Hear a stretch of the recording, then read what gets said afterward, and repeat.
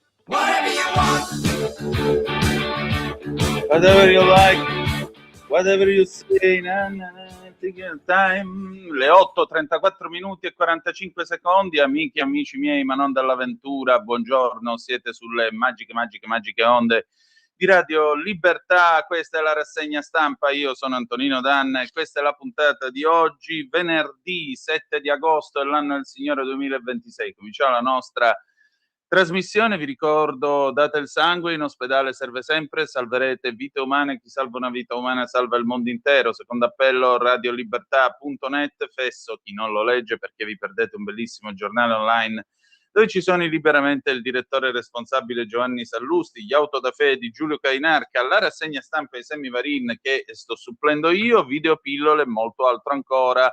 Radiolibertà.net is the place to be. 340 670 9659 se volete essere dei nostri attraverso la zappa o WhatsApp che dir vogliasi della radio, oppure 029294 7222 quando ve lo dirò io, ossia dopo le ore 10. Buongiorno, buona giornata. Noi cominciamo subito con le agenzie. Quali sono i temi di oggi? I temi sono essenzialmente due sui giornali: Guccini, la morte di Francesco Guccini è l'audizione di Giuseppe Conte in commissione Covid.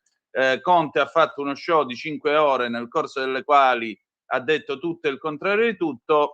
Tra l'altro io vi invito a seguire Capitaneria di Porto, perché avremo con noi Consuelo Locati, avvocatessa che fa parte dell'associazione Sereni e Sempre Uniti, che rappresenta i morti di Bergamo del Covid di tutta Italia. Ecco, lei ha seguito l'audizione, ha molto da dire, molto da contestare su questa, come potremmo dire, su quanto Conte ha detto in commissione. L'altra cosa che vi dico è che mentre vanno tutti appresso a Conte, a quello che ha detto, la Svizzera sputa in faccia ai morti di Cran Montana all'inizio dell'anno, ricorderete, tutti quei giovani, tutti quei ragazzi che sono morti bruciati vivi in quel orrendo e inconcepibile rogo nel locale di Cran Montana. Ecco, non ammette la costituzione di parte civile dell'Italia e degli italiani. Ringraziamo ancora una volta l'ineffabile giustizia svizzera, di un paese che si è dato un diritto per i fatti suoi, diritto che, diceva la buonanima del professor Luraschi, Giorgio Luraschi, che voglio salutare, che era il mio professore di storia del diritto romano all'Università Cattolica ed era una persona estremamente seria, diceva che il diritto svizzero era un diritto che faceva semplicemente ridere. Il concetto era quello. E infatti, come vedete, fa così ridere che addirittura arriviamo a queste pagine di vergognosa inciviltà giuridica e assoluta mancanza di tatto e delicatezza verso le vittime. Vi ricordo tra l'altro che questi signori sono quelli che volevano le fatture, volevano che l'Italia pagasse le fatture per i ricoveri e il primo soccorso di alcuni ragazzi che hanno passato qualche ora negli ospedali svizzeri, mentre invece abbiamo curato con la sanità italiana a gratis i loro ragazzi. Questi sono loro, no? Perché le nostre azioni ci definiscono, ci raccontano, svelano quello che noi siamo davvero. Quindi, se permettete, un po' di sana indignazione a quest'ora.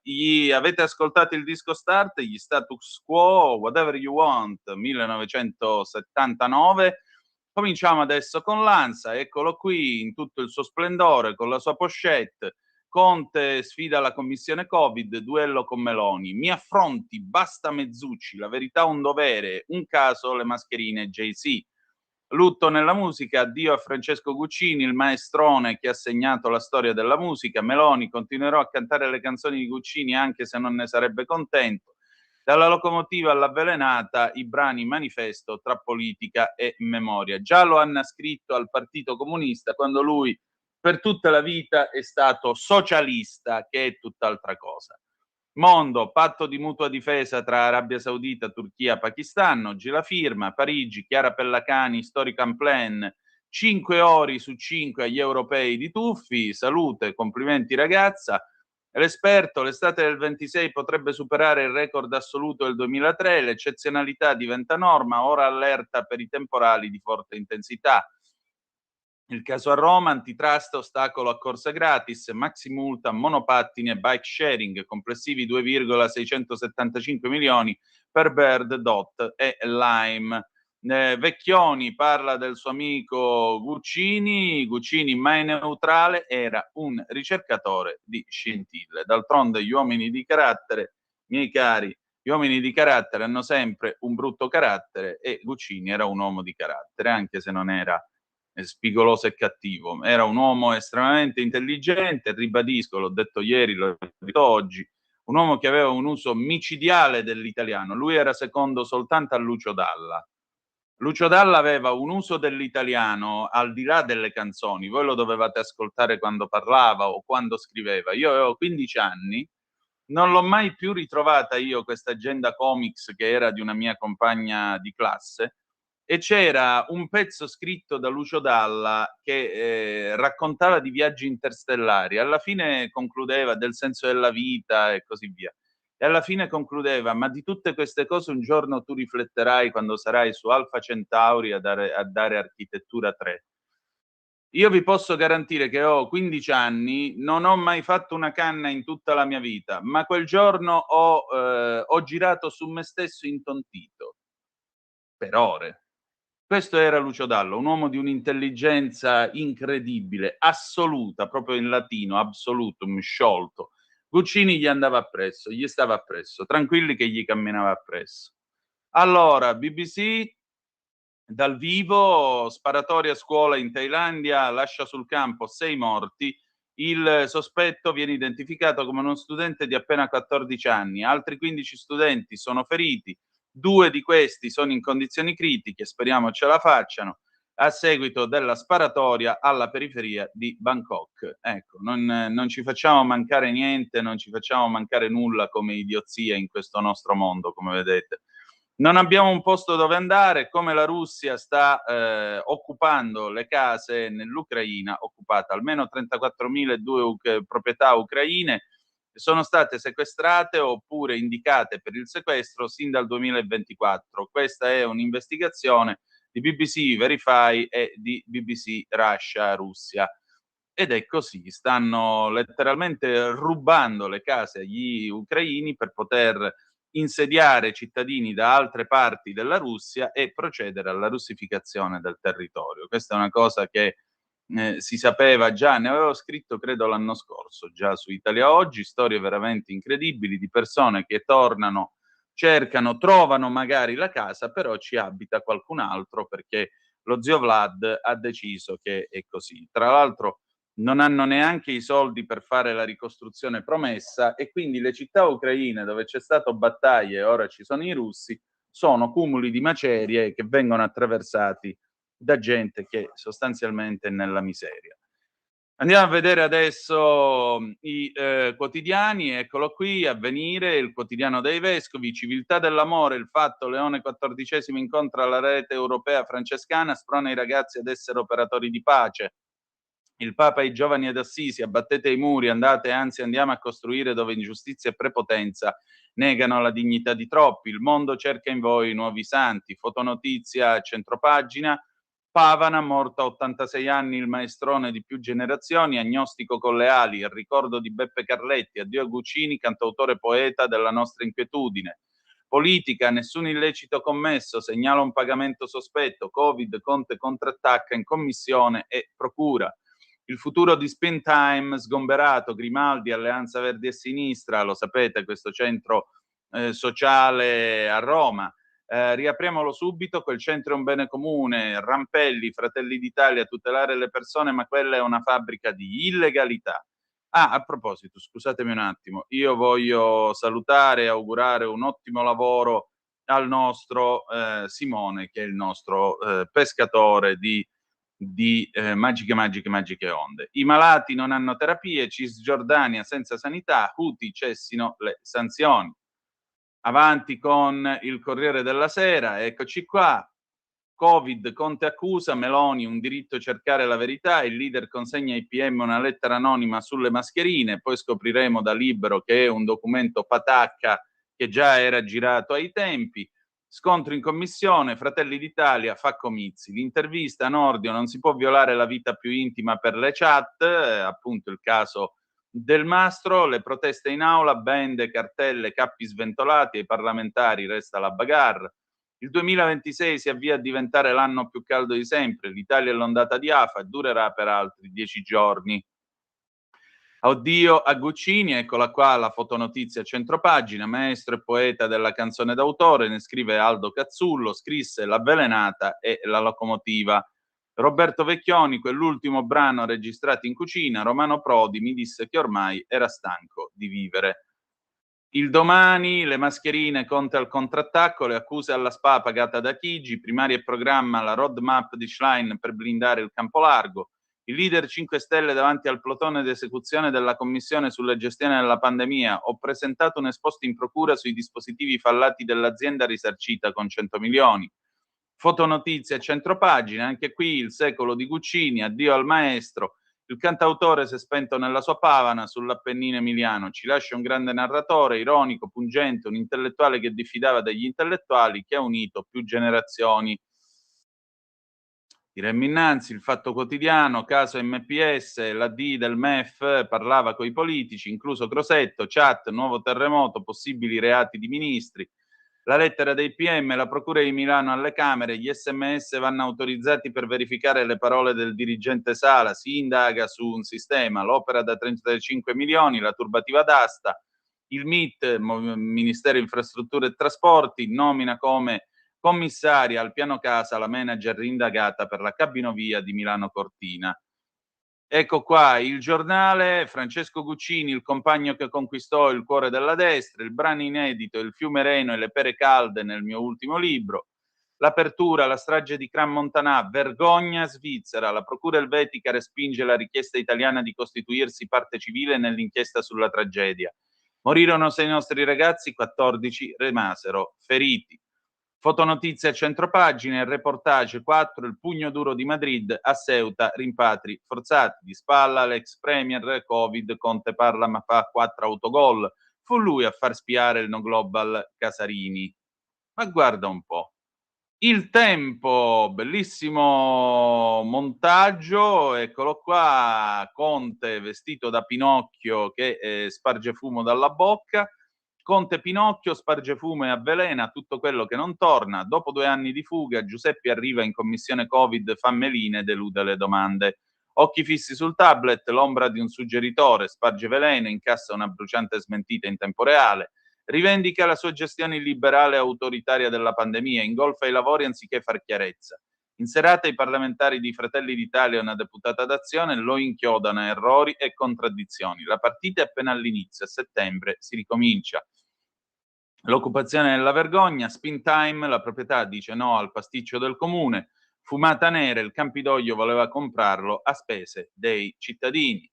Abbiamo poi, mentre Pedro è in vacanza, assalto a Ceuta, allerta massima in tutta Europa per il rischio invasione di Ferragosto, Madrid diserta la riunione, ira dell'UE.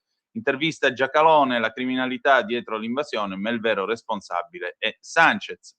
E poi abbiamo il momento più divertente della rassegna stampa, il tempo di Osho, signore e signori, c'è Conte audito in commissione che sorridendo si gira e dice: posso cominciare con un argomento a piacere? Bello, bello, date una medaglia a quest'uomo. La Repubblica 1940-2026, Francesco Guccini, addio all'artista antidivo, ha scritto e col suono delle parole che abbiamo imparato ad amare le cose.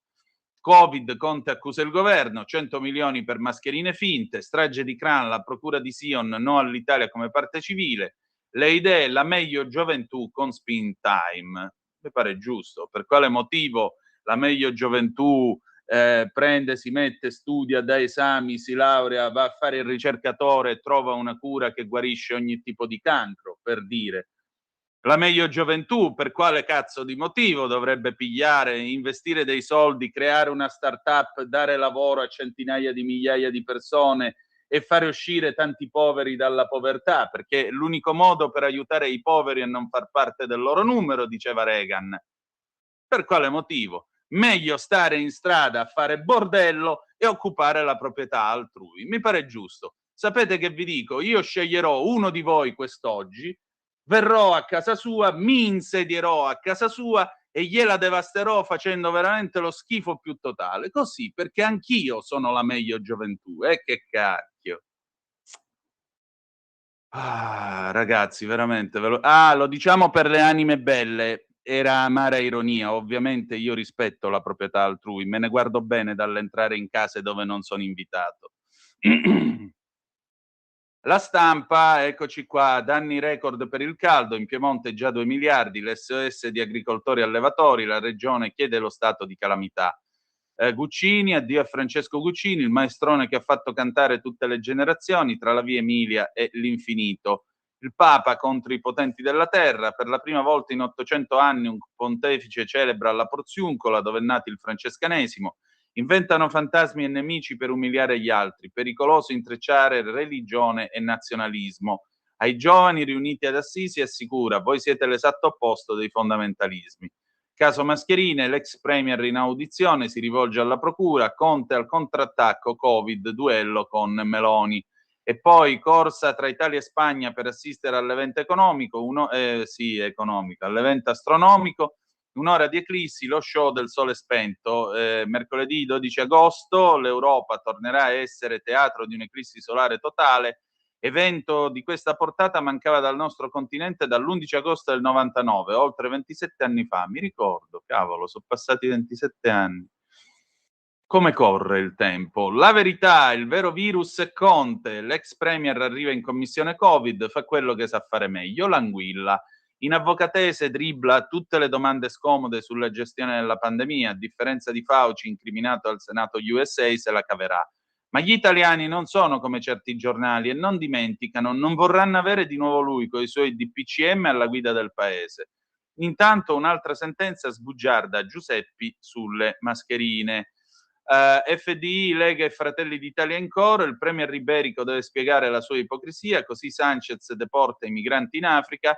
Pure il quotidiano di sinistra Il País si è occupato di 2 hub aperti dalla Spagna e Mauritania, le condizioni di quei centri sono spaventose, diritti umani calpestati per compiacere Madrid e la UE, gente arrestata e abbandonata al confine col Mali.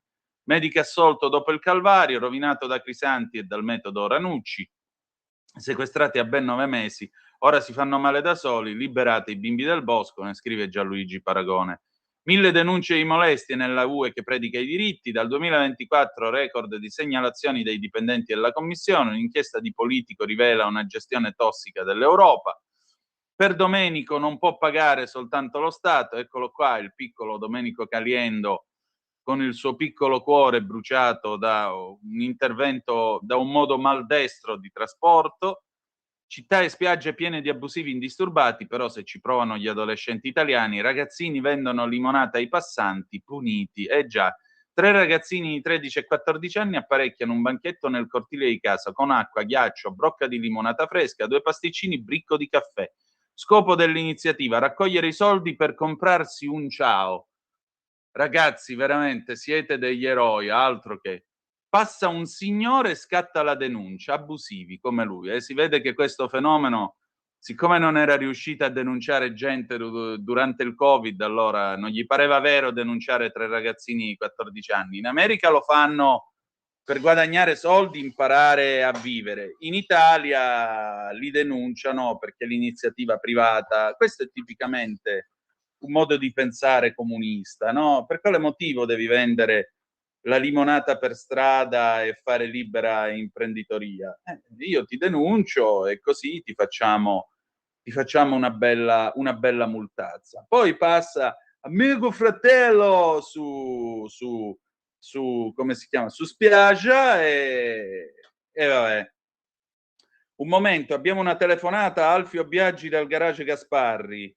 Pronto? Buongiorno. Buongiorno, la macchina è pronta, Perfetto, è in diretta in questo momento durante la rassegna stampa. Se vuole salutare. Saluto tutti allora, con piacere. Ecco. Fra poco noi chiudiamo e andiamo in vacanza, finalmente. Ecco, via San Bernardino al 111 a Legnano. Senta, facciamo una cosa, io finisco alle 10:30 e ho un paio di interviste. Se vengo per le 2 va bene? Sì, non c'è nessun problema. Perfetto. Allora per le 2 ci vediamo, grazie. Ecco, perfetto. Avete ascoltato in diretta il ritorno in vita della 166. Mi si è rotto il cilindretto della frizione giusto ieri. Questo ve lo racconto come bonus track for your fun. Tornando a noi, chiudiamo con Libero, la patacca di Conte, il leader 5 Stelle porta in commissione Covid e in procura un documento anonimo sulle mascherine, già smentito dalle sentenze, vedete la bella figura. Poi si autoelogia, addio a Francesco Guccini, morto un grande comunista. Non è vero, era socialista. I magheggi e le ipoteche della società di famiglia della compagnia di Giuseppi, perché è giusto negare l'uso delle chat di Del Mastro, ne scrive Nicolò Zanon. Dunque, che ora si è fatta? Le 8:55 minuti e 11 secondi. Andiamo a vedere i giornali economici, in particolare i nostri amici del Quotidiano di Sicilia, gestione idrica, dissesto idrogeologico, incendi, così quel che viene ignorato diventa emergenza. Forum con Salvatore Cocina, dirigente generale Dipartimento della Protezione Civile siciliana.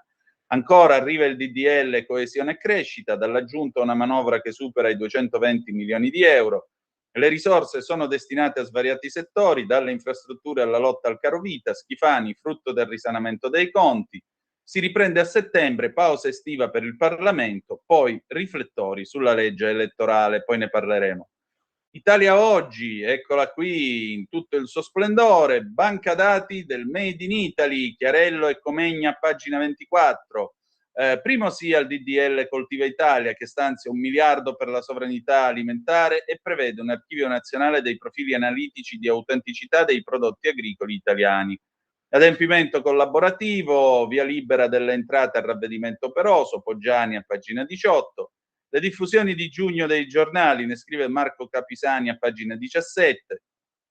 Fatto 23% in più, Avvenire meno 0,3, Giornale meno 6, Sole meno 6, Corsera meno 7, Repubblica meno 8, Messaggero meno 10, QN Carlino meno 10, La Stampa meno 11, La Verità meno 13, Libero meno 16. Federalismo fiscale, la tassa automobilistica deve essere corrisposta alla regione in cui circolano effettivamente i veicoli. Capitali in fuga, boom di contanti al confine svizzero, da gennaio del 25 la Guardia di Finanza ha già sequestrato 450 milioni di euro, furono solo 33 milioni un anno prima.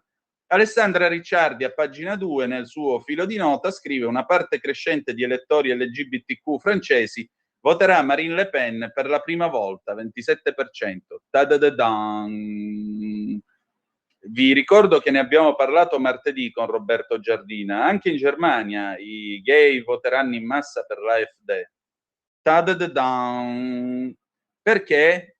Forse perché la sinistra è diventata islamista e forse perché a Berlino un signore affiliato all'ISIS ha fatto la pensata di buttarsi con la macchina sul corteo del Gay Pride, a saperlo. Poi in Italia invece i gay fanno il Gay Pride avvolti nella bandiera della Palestina. Andate a Gaza che vedete che il Gay Pride viene fuori. Diritto e rovescio, l'ultima frontiera, implacabile Pierluigi Magnaschi, l'ultima frontiera della disinformazione di massa si chiama LLM poisoning, cioè avvelenamento dei modelli di intelligenza artificiale. Un esempio? Brad Parscale, l'ex direttore della campagna digitale di Trump con la sua società Clock Tower X, sta gestendo un'operazione del valore di 4 milioni e mezzo di dollari al mese per conto del governo israeliano, allo scopo di influenzare i chatbot basati sull'IA, come ChatGPT, Claude, Gemini, Perplexity. I siti creati da Pasquale registrano poche centinaia di visitatori al mese. Il loro vero scopo è essere letti e indicizzati dai web crawler che alimentano i giganti dell'IA. In questo modo riesce a influenzare le risposte dei chatbot e quindi l'opinione pubblica. La stessa cosa, ma in modo ben più massiccio, fanno gli addetti alla disinformazione russa, cinese e così via. Tutti impegnati ad avvelenarci il cervello. Ecco, questo per quando facevamo la polemica l'altro giorno, non la polemica, la discussione l'altro giorno sulla necessità di togliere o meno i finanziamenti ai giornali. Le 8:59 minuti e 4 secondi, mi avete mandato alcune zappe, ne approfitto. Allora, eccoci qua. Senta Antonino, le invio questa foto che fa capire molto sulla situazione di degrado di questa località balneare di Roma. Ostia è molto sporca, strade piene di dossi, buche con marciapiedi insistenti, dove per non cadere devi stare molto attento. Il 10° municipio è amministrato dai comunisti del PD. Ora mi chiedo quale altra località è pulita da persone che non sono dell'arma, che è oltretutto molto cara. Io pago 360 euro l'anno, è una vergogna, ci sarebbe molto da parlare, ma non sento nessuno nella Lega, al comune o al municipio che dica qualcosa. Non so se riuscirò ad andarmene via, ma credetemi, vivere qui è da quinto mondo. Gino. Poi qualcuno mi cita Bertoncelli su Guccini, i suoi testi sono senza magia, nudi, freddi, con piccoli rami sfrondati dall'albero francese o dall'America anni 30-50 che già sappiamo sino all'ebbrezza, noiosi addirittura. Guccini scrisse L'avvelenata e disse: ma tanto ci saranno sempre, lo sapete, un musico fallito, un Pio, un Teorete, un Bertoncelli o un prete a sparare cazzate. Dopodiché divennero amici tutti e due. Infatti oggi Bertoncelli ricorda: la nostra è stata solo un'incomprensione. Ciao Antonino, quei poveri ragazzini della limonata penseranno che forse sarebbe stato meglio fare i Maranza. Sono d'accordo. Io veramente non ho parole, questa nostra società ha perso ogni valore e il suo significato. Dani da Como. Buongiorno, ma come tutti a scandalizzarsi per il comportamento che Conte ha tenuto davanti alla commissione Covid, poi leggi le notizie puramente politiche e scopri che gli italiani come futuro premier vogliono proprio lui. Siamo veramente un popolo buffo, ma forse no, a pensarci bene, solo un popolo dove prevalgono i parassiti. Gino Heidegger diceva che ogni tempo si sceglie i suoi eroi. Se ci sceglieremo Conte, beh, immagina che tempo. Le 9:01, pausa, ci sentiamo i Mattia Bazzar, ma perché del 1977, torniamo subito. Stai ascoltando Radio Libertà. la tua voce libera, senza filtri né censura. La tua radio.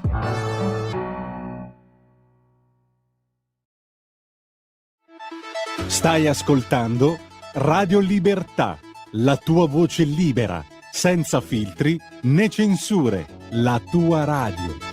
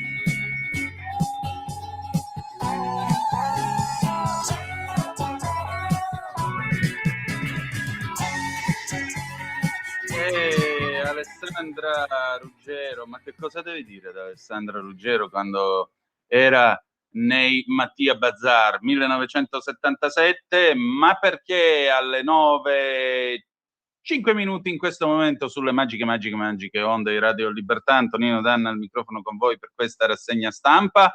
È arrivata sulla zappa, è arrivato un audio. Simone, per favore, lo puoi mandare in onda? Sentiamo chi è. Ciao Antonino, non riesco a capire, ma l'unico giornale che guadagna il 13%, hai detto, il Fatto, è quello che rischia di chiudere. E gli altri allora che hanno perso una cifra? Questa è la diffusione del mese scorso, sono i dati della diffusione, non è che siccome un mese ne prende di più, allora poi dopo non rischia più di chiudere o così via, o gli altri vanno giù e allora chiudono gli altri. Cioè tu devi fare poi la media alla fine dell'anno. Il mese scorso è andata così. Ci sono state alcune testate che hanno fatto meglio e altre che non hanno fatto molto bene. Dunque, ciao Antonino, uomo di carattere si può tradurre come stronzo, Walter? Ti rispondo alla napoletana. Assentimento, dottor.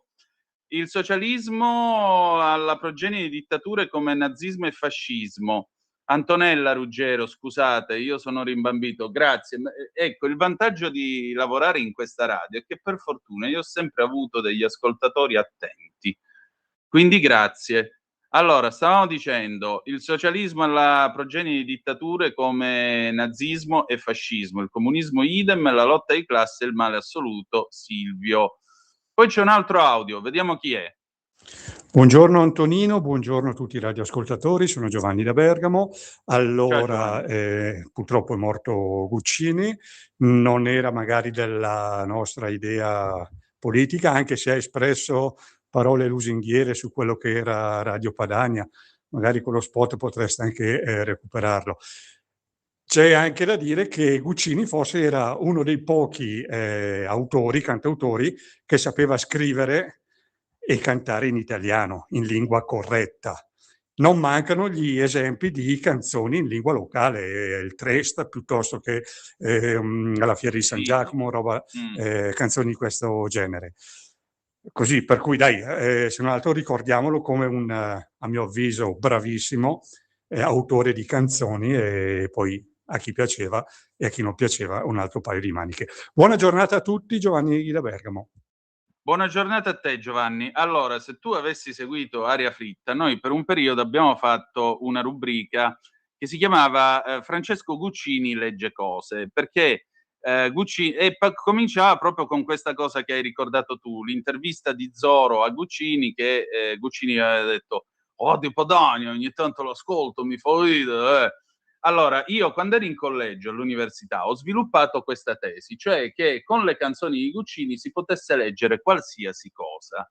Se non ci credete, io vi posso, e questo permettete, è un omaggio che voglio fare con ironia, con affetto, lui era un uomo molto ironico, al maestro. Ecco qua. Allora, proviamo a leggere, per esempio, ecco qui. Questo è la polizza, anzi no, ecco qua, dov'è? Sì. Allora, questa è la ricevuta di pagamento di un avviso Pago PA da 36 euro più 1,50 euro di commissioni. Io vi dimostrerò che con una canzone qualsiasi di Francesco Guccini è possibile leggere anche questo avviso. Allora, che canzone volete? Scegliete, forza, qualcuno mi mandi rapidamente un messaggio al 340-670-9659. Intanto qualcuno mi ha mandato la foto di questo bellissimo campo largo, è un barattolo di ceci, acquistato ieri a un discount. La gente, siete dei geni, lasciatevelo dire. Vabbè, Simone, senti, scegli tu con quale canzone dovrei leggere questo avviso Pago PA, secondo te? Lo so Antonino, io alle 9:15 dormo ancora. Vabbè, proviamo con l'avvelenata, va? Io dimostrerò che con l'avvelenata posso leggere questa ricevuta di pagamento avviso Pago PA. Ricevuta di pagamento avviso Pago PA, gentile Antonino Danna. Di seguito riportiamo i dati del pagamento dell'avviso Pago PA, date disposto in data 8/6/2026 alle ore 12:45 con addebito su carta Poste Pay, riepilogo pagamento 6159 459306 247 importo euro 36. Cavolo, ho fatto pure la rima. Commissioni euro 1,50, totale euro 37 e centesimi 50. Se l'ente creditore ha emesso un avviso di pagamento in modalità multibeneficiario come disciplinato dalla normativa vigente, sarà previsto l'accredito delle somme. Applausi qua sotto, spero che qualcuno di voi stia applaudendo, ma come vedete questo l'abbiamo fatto per nella quarta o quinta stagione di Aria Fritta. Guccini leggeva i biglietti del treno, le prescrizioni, la posologia dell'aspirina, cose di questo genere. Andatevelo a cercare tra i podcast della radio, c'era proprio questa rubrica Guccini legge cose, un modo ironico per rendere omaggio al maestro. Allora, adesso però vediamo un po' altre zappe. La locomotiva, quattro stracci. C'era una canzone di Guccini che faceva Bello con le scarpe di Coppale, però non ricordo il titolo. Se la trovate sarebbe bello ascoltarla. Lucio da vicino a Pavana. Oh, grande, Bello con le scarpe di Coppale, poi lo cerchiamo. Con la locomotiva mi chiedono. Qualcuno mi chiede che io legga qualcosa con la locomotiva. Che altro posso leggervi con la locomotiva? Vediamo un attimo, va. Ecco qua. Questa è la polizza di assicurazione dell'Alfa 166, della mia macchina. Mi devo ricordare la locomotiva, aspetta un attimo. Dettaglio premio alla firma VCA, alte garanzie, contributo SSN, eccetera, eccetera, eccetera. No, mi viene meglio con l'avvelenata, visto anche quello che sto pagando. Va bene, buona gente. Allora, adesso però torniamo seri perché riprendiamo la rassegna stampa, la riprendiamo con il giornale. Sì, io apro di Conte, ne parliamo dopo. Luca da Milano, fuori classe Antonino, non fai che evocarmi in anticipo la nostalgia di te dal 14 agosto in poi. Luca Milano, buona Padania, fratello mio, se la vi, ma poi avremo modo. Non escludo il ritorno. Allora, torniamo alle cose serie stavolta. Cran schiaffa all'Italia, siamo su Il Giornale. Non è una parte lesa. Battaglia legale, la Farnesina annuncia il ricorso, le tesi della Svizzera sono superate e non condivise. Nuovo drammatico video dell'incendio. Un altro affronto all'Italia nella guerra giudiziaria tra Roma e Berna, scatenata dal processo per la strage di Capodanno a Cran Montanà. L'incendio al club La Constellation che ha causato la morte di 41 giovani, 6 dei quali italiani. La procura di Sion ha respinto la richiesta dell'Italia di costituzione di parte civile nel procedimento sul rogo nel quale sono rimasti feriti anche 14 nostri connazionali. La decisione è stata comunicata il 29 luglio scorso all'avvocato ginevrino Romain Jordan, che rappresenta il governo italiano. In base a quanto reso noto dalla Farnesina, l'Italia ha già presentato ricorso contro l'ordinanza che ha rigettato la costituzione di parte civile del governo italiano. Ma quali sono i motivi di una decisione così sprezzante da parte della procura del capoluogo del cantone vallese?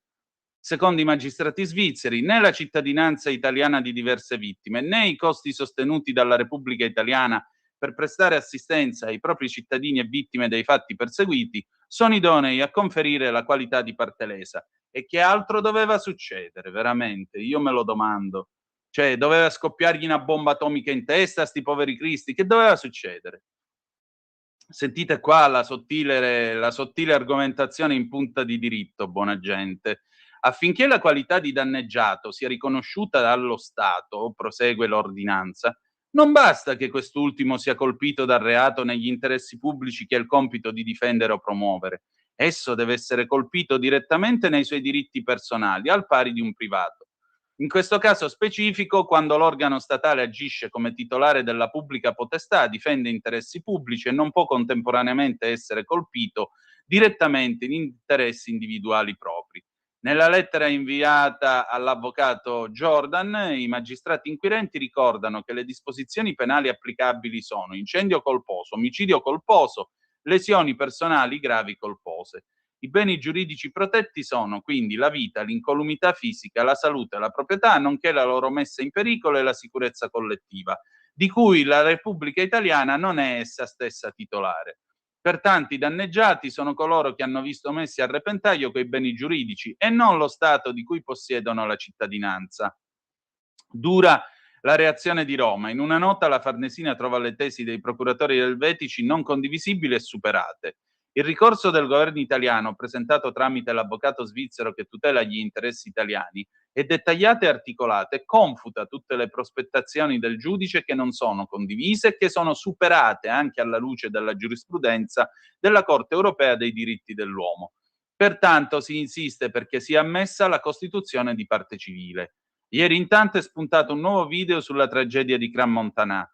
Il sito di Repubblica ha pubblicato un filmato di circa 1 minuto in cui si vede il Costellazione invaso dalle fiamme e alcuni ragazzi che afferrano delle sedie nel tentativo di sfondare le vetrate del locale. Le immagini mostrano anche giovanissimi in preda al panico che urlano e altri che aiutano gli amici a uscire dal pub. Il giornale ricorda anche quando Sion aveva chiesto i risarcimenti per le cure, il rifiuto di accettare il governo italiano come parte civile nel processo su Crans-Montana non è il primo schiaffo della Svizzera all'Italia sul rogo di Capodanno.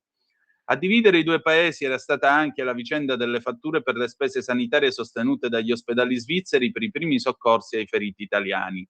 Inizialmente alcune famiglie italiane avevano ricevuto dall'ospedale di Sion fatture da decine di migliaia di franchi, in un caso superiori ai 70.000 euro per poche ore di ricovero in terapia intensiva.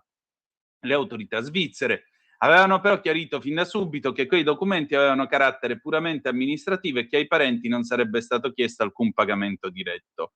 Dopo un incontro tra l'ambasciatore italiano a Berna, Gian Lorenzo Cornado, e il presidente del Canton Vallese, Matthias Reinhard, è emersa però la successiva intenzione della mutua svizzera di chiedere il risarcimento allo Stato italiano, il rimborso per la precisione di circa 100.000 franchi, pari a poco più di 108.000 euro, per le cure presentate a 4 giovani italiani ricoverati nell'ospedale di Sion. Secondo il cantone, la normativa elvetica non consentirebbe infatti di accollarsi direttamente quei costi. La reazione di Roma è stata immediata. La Presidente del Consiglio Giorgia Meloni ha definito l'eventuale richiesta ignobile, annunciando che qualora fosse stata formalizzata sarebbe stata respinta senza esitazioni. Sulla stessa linea, l'ambasciatore Cornado, che ha ricordato come nelle ore successive al disastro l'Italia abbia accolto e curato per settimane 2 cittadini svizzeri al centro grandi ustionati dell'ospedale Niguarda di Milano e abbia inoltre partecipato ai soccorsi con un elicottero della Protezione Civile della Val d'Aosta. Un impegno che, secondo la posizione italiana, dovrebbe essere ricambiato nel rispetto del principio di reciprocità tra i due paesi.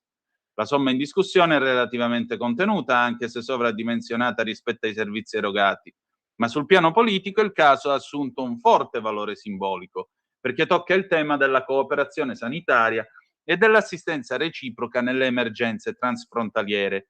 E l'altro ceffone di ieri non favorirà certo la ricerca di una soluzione a questo scontro diplomatico. Ecco, quindi quando si trattava di chiedere i soldi delle cure, lo Stato italiano era parte che doveva essere contattata e doveva sputare i soldi fino all'ultimo centesimo. Se lo Stato italiano si costituisce giustamente parte civile per difendere e tutelare ulteriormente i propri cittadini, no, questo non si può fare perché noi a Wanasgaps, Piriquandi, insomma, fanno una supercazzola e ti dicono che il loro diritto non glielo permette. Bene, bravi, bis, 7+, anzi, bene, bravi 7+, come Cocchi e Renato. Vabbè, passiamo da una tragedia all'altra, andiamo sul Libero, perché naturalmente Sava Sandir, l'avvocato del popolo, è stato ricevuto e audito dalla commissione Covid. Eccolo qua, siamo a pagina, che pagina è? Pagina 4, meno male che... io voglio ringraziare Alessandro Sallusti, il direttore di Libero. Grazie a Dio hanno fatto un restyling che per quelli mezzi cecati come me, vedi sti numeri belli grossi e sai che pagina è. Invece una tiratina d'orecchio al buon Cerno, per carità, bello il restyling del giornale, ma i numeri delle pagine sono numericchi che manco si vedono, fratello mio. Per favore, direttore, un po' più grandi perché giuro non ci vedo. Mascherine e documenti, Conte in commissione Covid sgancia la sua patacca. Il leader 5 Stelle porta una carta anonima con cui contesta i 100 milioni di multa transati dal governo Meloni all'azienda JC, ma il contenuto era già noto da tempo e valutato nei tribunali. Dopo mesi e mesi d'attesa, tira in molla estenuanti, Conte ha voluto aprire le danze tentando il colpo di teatro. A favore di telecamera ha quindi sfogliato un documento che mi è pervenuto in forma anonima, l'ho esaminato e ho ritenuto che fosse degno di essere segnalato alla Procura di Roma. Il fantomatico test è arrivato con i nomi oscurati, ma ci sono tutte le qualifiche, consta di 10 pagine e riguarda la consegna delle mascherine effettuata dalla società JC Electronics. L'ex premier ha quindi relazionato circa il contenuto dell'atto. Leggendo questo verbale emergerebbe che tutti questi colli in quel momento depositati presso un deposito sarebbero mascherine che hanno non efficacia filtrante e avrebbero nel documento d'accompagnamento una rappresentazione contraffatta. Ma come mai questa premura nel segnalare tale scritto? Facile, per seguire il filo rosso di tutta la sua audizione, ovvero attaccare il governo di centrodestra. Dopo molteplici condanne inferte allo Stato nell'ambito della causa intentata dall'Electronics per il mancato pagamento di milioni di mascherine, l'attuale esecutiva ha risolto la condanna a pagare oltre 250 milioni di danni con un accordo da 100 milioni di euro circa. Una trattativa che ha portato gli italiani a risparmiare 150 milioni, dopo che la struttura guidata dal commissario straordinario Domenico Arcuri aveva deciso di non liquidare le fatture per i dispositivi forniti dall'Electronics. Alla base della decisione la presunta inidoneità delle mascherine. Nel documento si fa riferimento a un incontro avvenuto il 14 aprile del 22 per verificare la consegna di mascherine effettuate dalla società JC Electronics Italia SRL e accertare l'effettivo quantitativo di mascherine consegnate al commissario per rideterminare i diritti gravanti sulla merce non effettivamente consegnata. Tale documento, su carta intestata dalla Presidenza dei Ministri, come spiegato dall'ingegner Dario Bianchi, fondatore e amministratore di Electronics, sarebbe però frutto in larga parte di verbali già vagliati nella causa tributaria. Lo si evince dai codici di spedizione citati nel documento di Conte, uguali a quelli presenti nella relazione del 7 ottobre del 21, relativa al sopralluogo della struttura commissariale al magazzino SDA di Farasabina. Dalle immagini relative a un secondo allegato, il verbale di sopralluogo del 21 settembre del 21 ai depositi SDA di Pomezia e Farasabina, recanti anche le medesime didascalie, e da interi passaggi trascritti dalle due relazioni della struttura commissariale, documenti già ampiamente vagliati in tribunale. Tanto che Electronics, con un comunicato, ha chiarito che i giudici hanno rilevato che l'esito positivo delle analisi è stato pacificamente attestato sia dall'INAIL sia dalla perizia tecnica svolta dall'Agenzia delle Dogane e dei Monopoli su richiesta della stessa struttura commissariale, come riportato nella sentenza 10.918 del 21 luglio del 25 del Tribunale di Roma. E anche che le medesime mascherine sono oggetto della sentenza 17.025-24 del Tribunale di Roma, che ha condannato Presidenza del Consiglio e Ministero della Salute a risarcire oltre 258 milioni. Di tempo per prepararsi, poi Conte ne ha avuto in abbondanza e le 3 ore in cui ha relazionato la Commissione sul suo operato ne sono la prova. Più un comizio che un'audizione. Tant'è che l'ex premier è partito subito all'attacco, definendo la Commissione Covid un plotone di esecuzione nei miei confronti e al contempo una gabbia di protezione verso amministratori locali dei propri partiti. Il tentativo è chiaro: scaricare il peso di ciò che non ha funzionato sulle regioni, dato che al nord, dove il virus aveva colpito più duramente, i governatori erano e sono tutt'oggi di centrodestra. Volete proteggere i vostri amministratori? Le regioni più colpite sono state il Veneto e il Piemonte. Come facciamo se non approfondiamo quanto accaduto a livello regionale? Nel mirino, neanche a dirlo, è finita anche Giorgia Meloni. La vostra Presidente andava nelle trasmissioni televisive a darmi del criminale. Ma qual è stato il suo contributo? Cosa ha fatto l'opposizione? Ha sferzato Giuseppi. Giuseppi caro, ma tu te lo ricordi quando Mattarella t'ha pigliato a 4 occhi e ti ha chiesto di governare e di agire in questa situazione sentendo anche le opposizioni dopo che tu te ne eri fottuto? Così, giusto per rinfrescarti la memoria. Poi con una contorta giravolta si è scagliato contro Fratelli d'Italia. Sono le persone che lottarono contro la pandemia i veri patrioti. Poi ci sono quelli finti che speculavano su una grande tragedia nazionale e internazionale. Non ricordiamo un contributo utile da parte vostra, ha sentenziato Conte. Dopo l'offensiva verso Fratelli d'Italia, ad esempio il partito più agguerrito in commissione, l'accurato show orchestrato dal leader dei 5 Stelle ha tentato di spaccare la maggioranza. Ci sono molti politici che durante la pandemia sono stati responsabili e hanno offerto un contributo, e faccio un nome, Silvio Berlusconi. Al contrario, ha sentenziato, altri avevano una visione politica in termini di noi e loro, i nemici da abbattere senza pensare alle conseguenze sul paese, come hai fatto tu quando sei andato in televisione a luna di notte e hai accusato la Meloni, Salvini e compagnia cantante di tramare contro il governo e hai detto che il governo non agiva tramando nell'ombra. E facendo leva sulla partecipazione di Forza Italia e Lega al governo Draghi è tornato alla carica. Voi dalla vostra... Scusate un attimo che qualcuno mi è passato sul...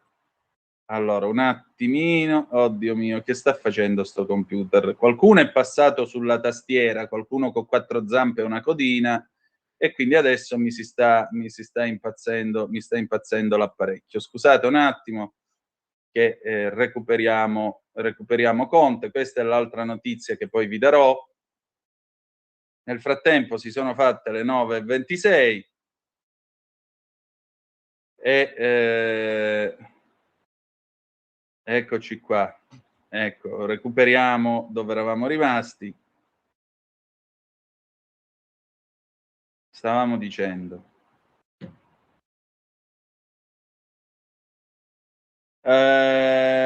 Dov'è? No, questo è il palazzo. Ah, ecco qua.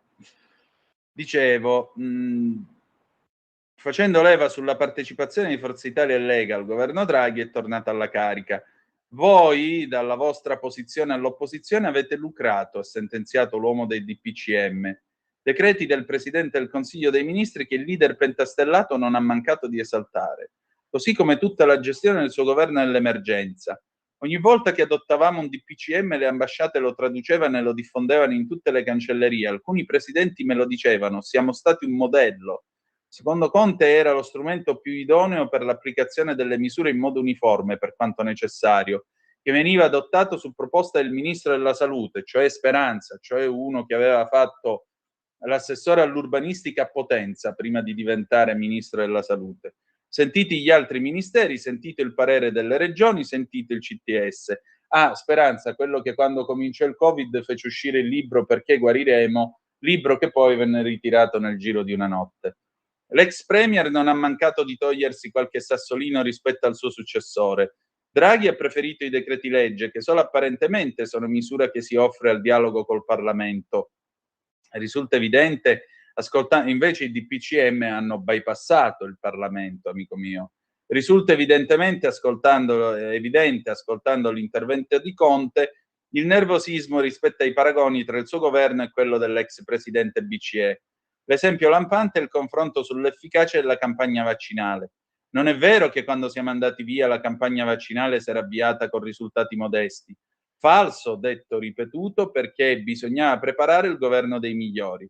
Appuntamento ora alla seconda parte dell'audizione, il 14 settembre.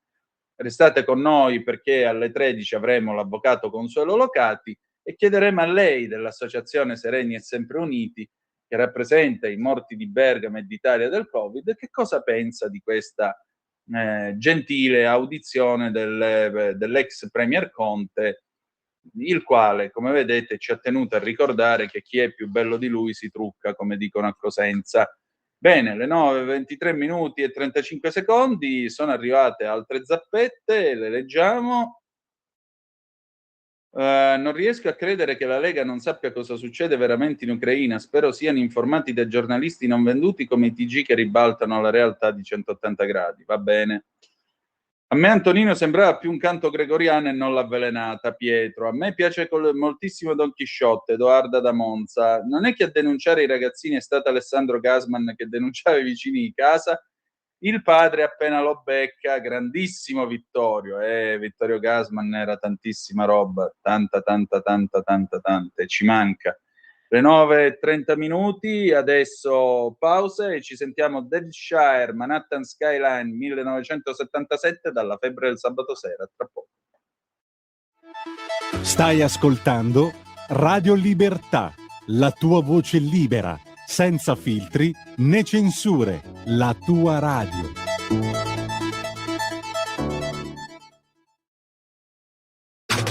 Stai ascoltando Radio Libertà. la tua voce libera, senza filtri né censura. La tua radio.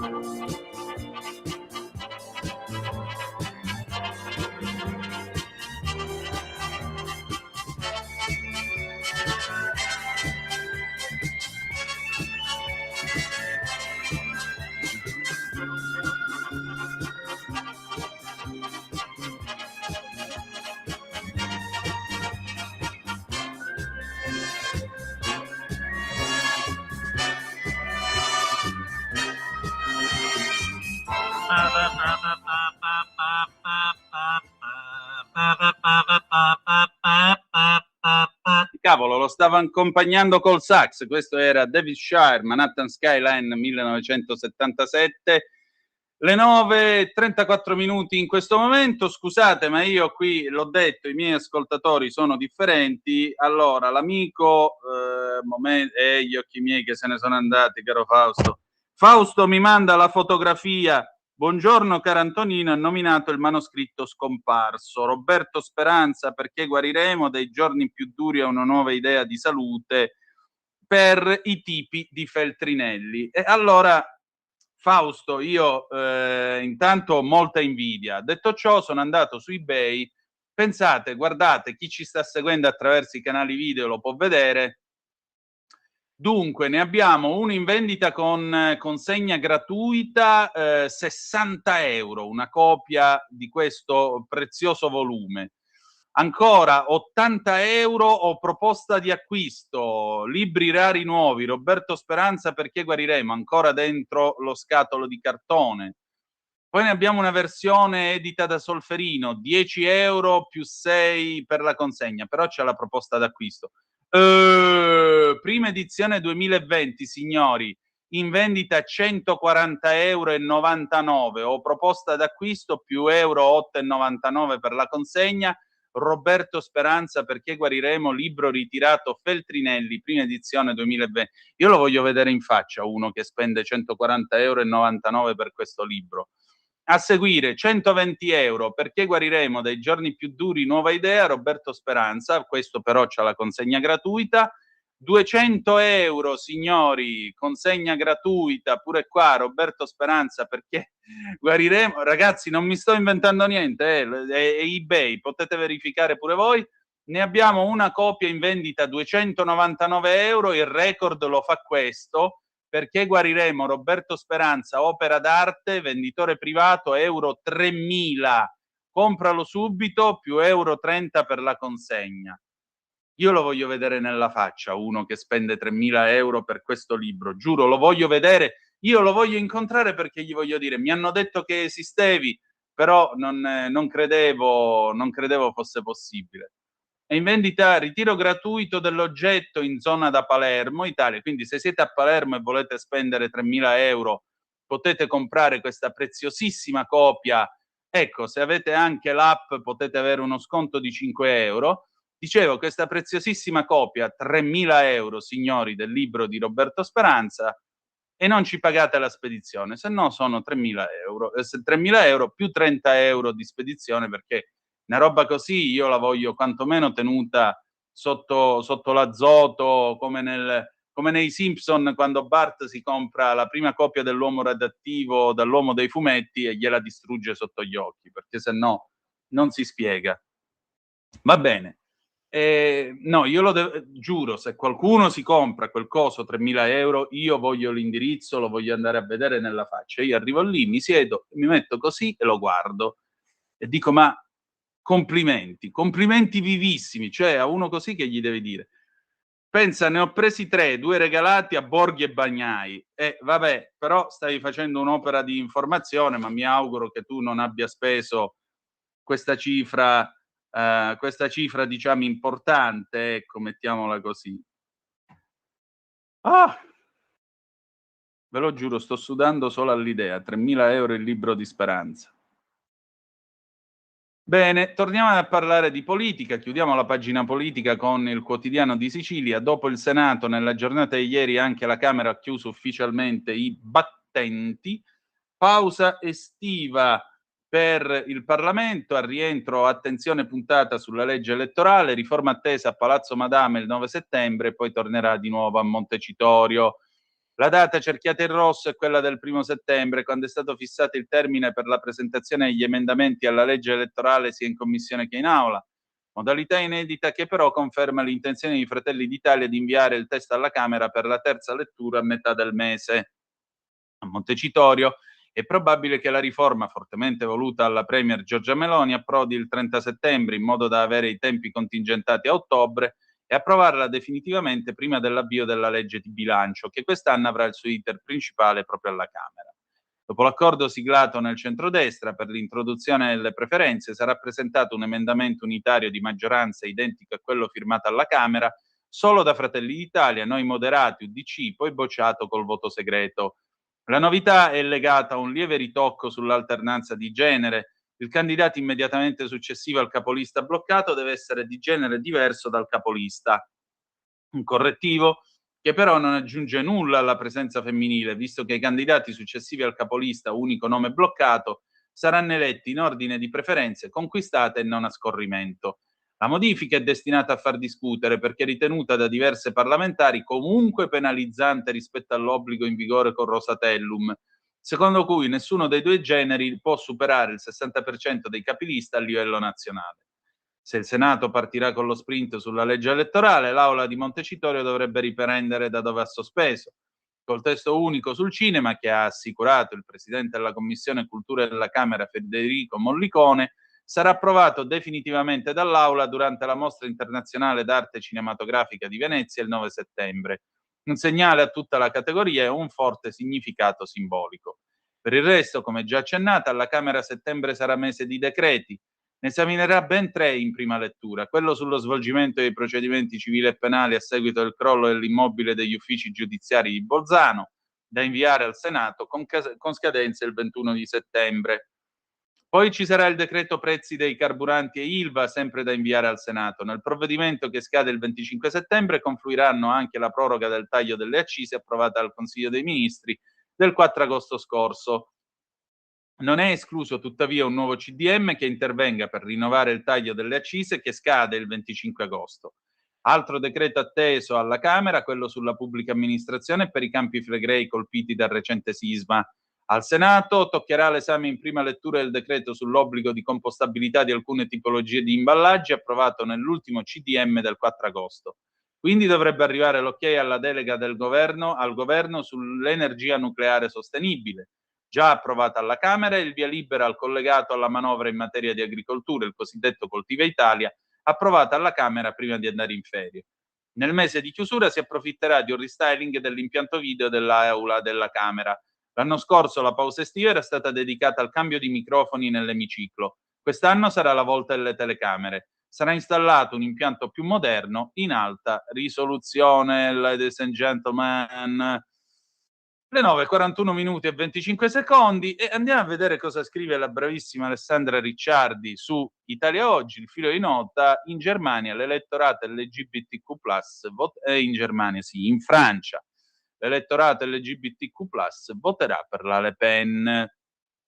La sinistra in Francia ha perso il primato di forza politica principale garante dei diritti dell'elettorato LGBTQ. In vista delle elezioni presidenziali del 2027, una quota crescente di questi elettori dichiara infatti di preferirle la destra di Marine Le Pen. Ta-da-da-dan. Secondo gli ultimi dati demoscopici dell'istituto IFOP, circa il 27% degli elettori LGBT francesi voterebbe per il Rassemblement National alle prossime elezioni, 10 punti percentuali in più rispetto al risultato del 22. Al secondo posto nelle preferenze si colloca l'area centrista di Emmanuel Macron. La restante parte dell'elettorato si divide tra i partiti di sinistra, a partire dalla France Insoumise di Mélenchon, gli ambientalisti e l'astensione. Ma come si spiega questo cambio di rotta di una parte della comunità LGBTQ? Lo spostamento di voto, definito da alcuni analisti come homonazionalism, non sarebbe legato principalmente a ragioni ideologiche, ma a una crescente domanda di sicurezza alimentata dalla percezione dell'immigrazione e dell'islamismo radicale come minacce allo stile di vita occidentale e ai diritti della stessa comunità omosessuale. Pensate il cortocircuito, il divertimento, stare a vedere uno di questi di sinistra che si contorce nel dare dell'islamofobo a un omosessuale. Ma voi vi immaginate che scena veramente, situazionismo allo stato puro. Dire a un omosessuale islamofobo, bellissimo, cioè una scena di un ridicolo unico, proprio contorcimenti e stravolgimenti del pensiero. Del resto, le cronache, senza nemmeno uscire dai confini della vecchia Europa, sono ricche di episodi di violenza e discriminazione nei confronti di persone il cui orientamento sessuale o i cui stili di vita non sono conformi a determinati precetti. In gioco ci sono la libertà di essere se stessi, il diritto a non essere discriminati per il proprio orientamento sessuale, ma anche il diritto a essere tutelati dallo Stato e a vivere in una società sicura, la cifra del nostro modello di civiltà.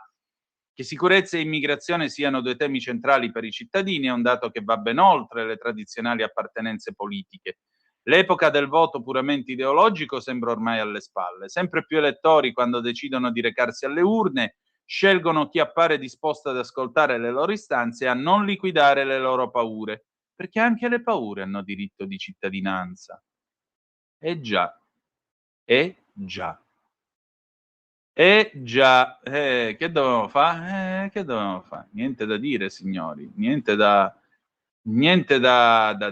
aggiungere veramente, perché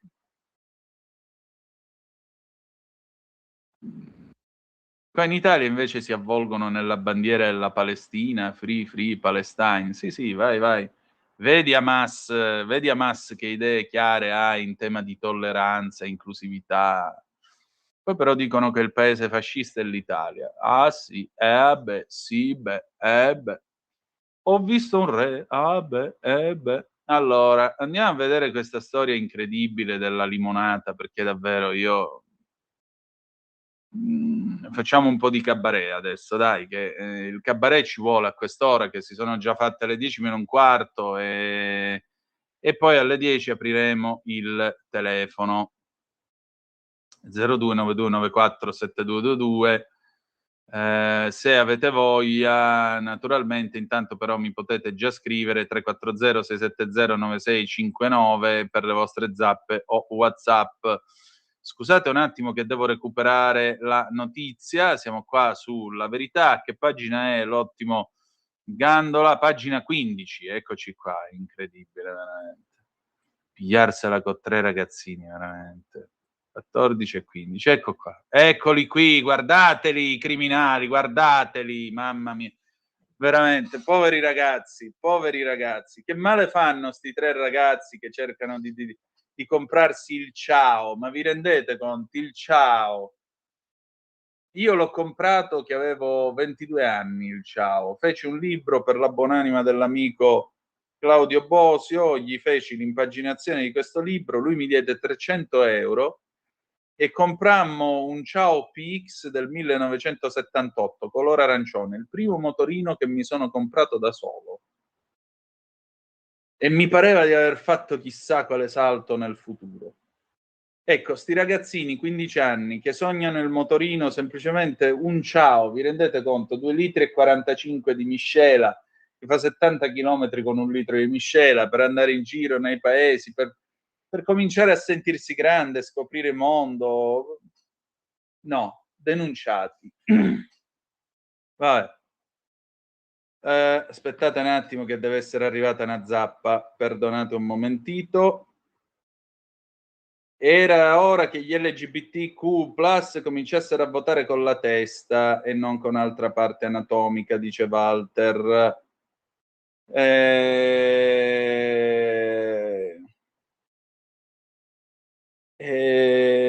Guarda, io credo che gli omosessuali in questo paese siano ben diversi da questa, come si dice, dalle manfrine che fanno Zanna e compagnia bella al Pride, tutte quelle sceneggiate, molto spesso anche alquanto volgari, che vengono fatte al Gay Pride. Ma d'altronde è una manifestazione di libertà. Penso che gli omosessuali in Italia abbiano una grande libertà, a differenza che in altri posti, e penso anche che è una libertà da tenere molto cara, perché quando qualche imam, anche in questo paese, comincerà a dire che l'omosessualità è immorale, non lo so dopo che cosa faranno Zanna e soci, se diranno che è una discriminazione o se diranno beh, ma è la loro cultura, quindi è giusto che un omosessuale non vada in giro ostentando la sua omosessualità, e quindi il Gay Pride non va fatto, perché vedrete che poi faranno questa inversione ad U, così come hanno fatto l'inversione ad U sulla piscina per sole donne, perché vi ricordate, nei giorni scorsi io vi ho letto questa notizia di sta piscina a Roma, per sole donne. Da notare che la notizia viene data dalla comunità musulmana di Roma,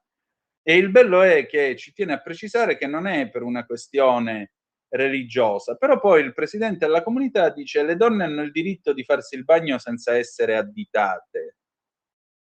E allora uno qui pensa alla tachiglia, cioè la dissimulazione dell'Islam, no? Cioè tu mi stai dicendo che non è zuppa ma è pan bagnato. Le donne devono avere il diritto di fare il bagno senza essere additate.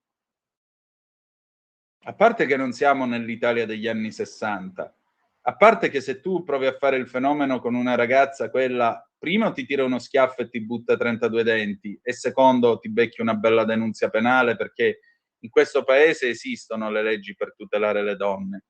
Però è illuminante il fatto di dire possono fare il bagno senza che un uomo le additi. Perché se un uomo le addita, che cosa succede dopo? Che non sono più pure?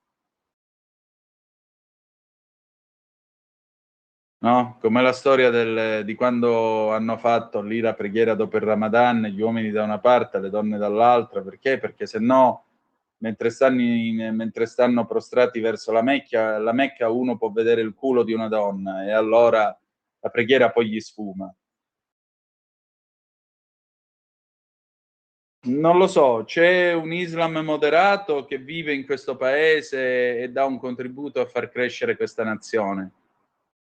E poi c'è un Islam politico molto chiassoso e molto aggressivo che non farà bene a questo paese né tantomeno alle nostre libertà, e con cui la sinistra sta avendo un vero e proprio bacio della morte. Bacio della morte. Vabbè, allora, parliamo dei ragazzini. Siamo sulla verità, oltre il ridicolo, lo Stato stana dei pericolosi evasori, 3 ragazzini che vendono limonate, in Friuli degli adolescenti improvvisano un banchetto per raggranellare qualche euro, comprare il motorino, ma la segnalazione di un anonimo, manco i coglioni di presentarsi di persona, il boomer, di un anonimo zelante costringe i vigili a intervenire. Sono gli unici abusivi puniti in Italia. Torquemada passava di lì e ha denunciato gli abusivi, tollerante come il furio socio-ACI di Carlo Verdone, elastico come Pier Camillo Davigo. Non esistono innocenti ma solo colpevoli non ancora scoperti. L'integerrimo cittadino non gliel'ha fatta passare liscia a quegli occupatori di suolo pubblico, evasori di imposta sul reddito e contributi INPS. Segnalazione formale ai vigili con preghiera di intervento immediato per fermare i responsabili dei reati. I fuorilegge erano 3 ragazzini di 13 e 14 anni che avevano apparecchiato un banchetto, leggi, cassetta della frutta rovesciata o tavolino da campeggio, nel cortile di casa con acqua e ghiaccio, una brocca di limonata fresca, 2 pasticcini, un bricco di caffè per il viandante spossato dall'AFA, offerta libera. Scopo del possibile baratto: mettere da parte i soldi per comprarsi un motorino Ciao, ovviamente strausato, perché l'ultimo nuovo è uscito dalla Piaggio giusto 20 anni fa. A Pradamano, Udine, l'iniziativa dei 3 adolescenti era parsa tenera, positiva, persino incoraggiante. Dentro una società globale che descrive i teenager come inguaribili divanati col naso e cervelli inglobati nello smartphone o nella smart TV da 55 pollici.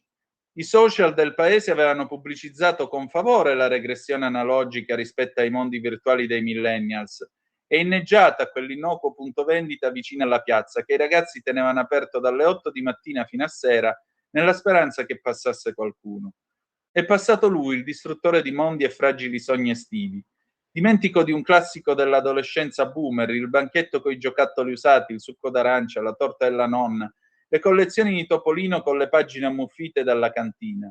Tutto era utile nei mesi delle vacanze scolastiche per passare il tempo fra amici, per imitare i grandi, raggranellare qualche spicciolo, fondamentale per comprare le gomme nuove della bici o le terribili palline click-clack con le quali devastarsi i polsi. Ne abbiamo parlato l'anno scorso a Capitaneria di Porto delle click-clack. Furono il dramma dell'estate del 71. Il mercante in fiera da cortile era un rito di passaggio, stava dentro il romanzo di formazione di ciascuno di noi.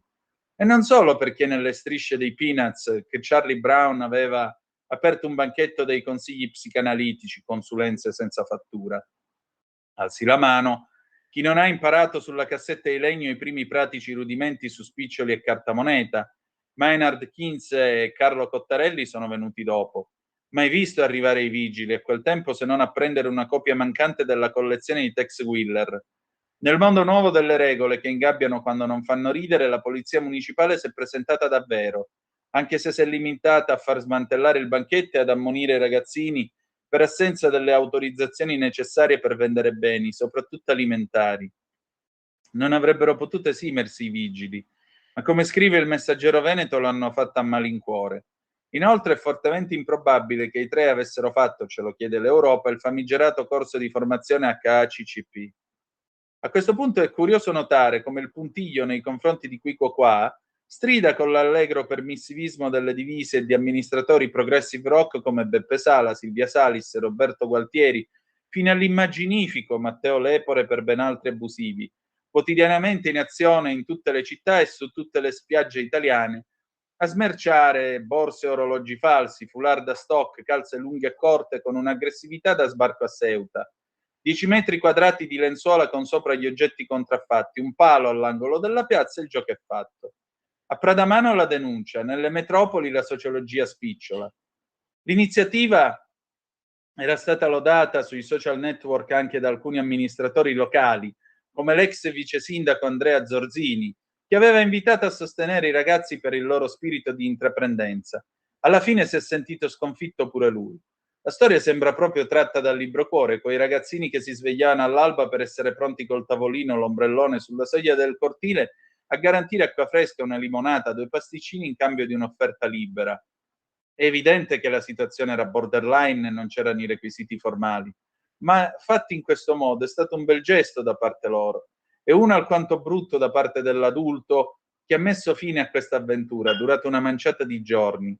Rimane il problema del motorino. Come spesso accade, il passaparola ha funzionato e i genitori dei ragazzini sembrano intenzionati a risolverlo con un crowdfunding per premiare la loro voglia di fare, oltre alla lobotomizzazione di TikTok, ma questa volta con tutti i crismi della legalità. Quanto al misterioso Torquemada, l'augurio più leggiadro della rete, dell'italiano medio con partita IVA e del lettore che dà ombrellone, è quello che mentre lui rilegge la Bibbia commerciale di Franzo Grande Stevens, nella stanza a fianco il nipote gli prosciughi il conto corrente al videopoker. Allora, se mi mandano l'indirizzo al crowdfunding, 10 euro glieli do tutti perché se li sono meritati sti ragazzi. Il secondo, ma Gandola è un signore e quindi gli augura che il nipote gli svuoti il conto col videopoker. Io gli auguro che mentre andava a fare la solerte denuncia, la moglie si stesse intrattenendo con quasi tutto il vicinato, perché un cornuto del genere questo si merita. Gran cornuto che non è altro. Va bene, sì, diamo un'occhiata alle ultime zappe che avete mandato, buona gente. Era ora, no, cos'è questa foto? Mi dispiace davvero. Qualcuno mi ha mandato la fotografia del suo locale, grazie, col suo indirizzo. Mi spiace davvero molto che tu te ne vada, ti ringrazio perché hai colmato alcune mie lacune. Se dovessi passare da Vimodrone mi farebbe davvero piacere stringerti la mano. Ma io ogni tanto ci passo da Vimodrone, quindi se mi capita, guarda, con molto piacere. Gian, Antonino, ma il tuo ultimo giorno di trasmissioni qual è? Il 14 di agosto? Sì, signore. Certo che sentirti così tutte le mattine, sapere che non ci sarei più, sai quanto mi dispiace, Gian. Comunque l'unica che ha pagato per le mascherine è stata la Pivetti, che vive grazie alla Caritas. La mamma del ragazzino ha detto no alla raccolta. Poi ancora, in riferimento al risentimento dell'Italia nei confronti della Svizzera per il comportamento dell'autorità di Gran Montanà, Simone, intanto io tolgo la condivisione. Cosa dovrebbero dire i tedeschi a cui abbiamo restituito senza gambe una loro concittadina dopo che la città di Modena ha manifestato in difesa dell'esecutore della strage immediatamente sofferente di disturbi psichiatrici? Ecco, mi sembra una riflessione alquanto centrata, amico o amica mia, quindi hai fatto bene a ricordarlo, bravo o brava chiunque tu sia. Va bene, bella gente, allora si sono fatte le 9, 58 minuti e 23 secondi, noi adesso ce ne andiamo in pausa, ci sentiamo Rod Stewart, Do You Think I'm Sexy del 76 e poi torniamo col telefono aperto 02 92 94 7222. Non vi accavallate, a tra poco. Stai ascoltando Radio Libertà, la tua voce libera, senza filtri né censure, la tua radio.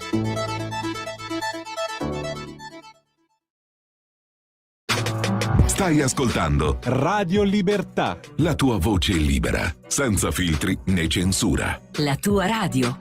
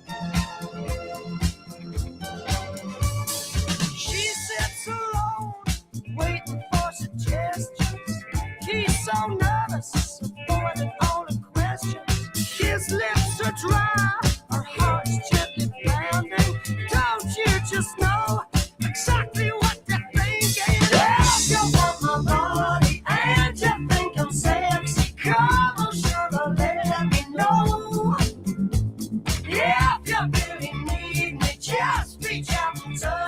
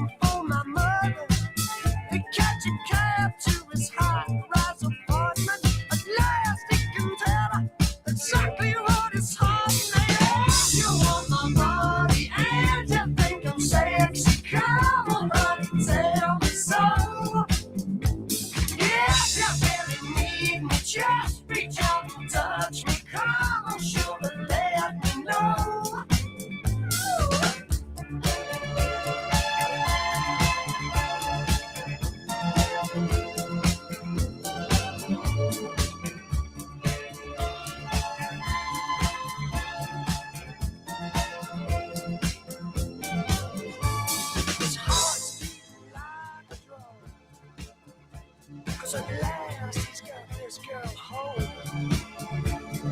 Relax, baby, now we're all alone.